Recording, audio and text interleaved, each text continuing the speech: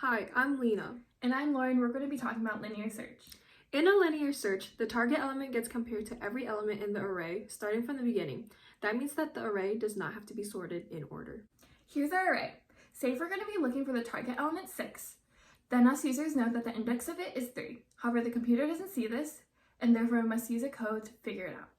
First, a for loop will traverse through the code one by one.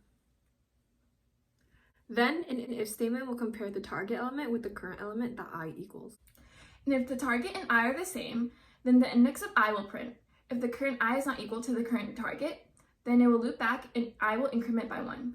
If the code goes through the entire array and the target element is not inside, then -1 will be printed. Our target element is 6, and our code starts at the beginning of the array, and I equals 0. And since the element does not equal 6, then I must increment by 1. Now I equals 1, and this element is also not our target element, so it must increment by another 1. I equals 2 at this element, and this element does not equal 6, and therefore must increment another time. Now I equals 3, and it does match our target element, so the code will print out 3.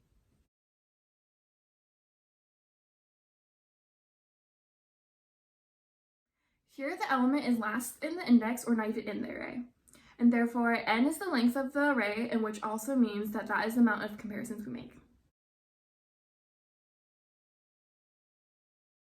Since n is being divided by 2, this comparison makes half as many comparisons as the worst case.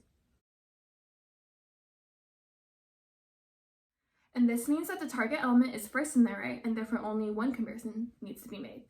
With linear search's space complexity, space is not an issue because the code only stays within its length and does not require any additional space.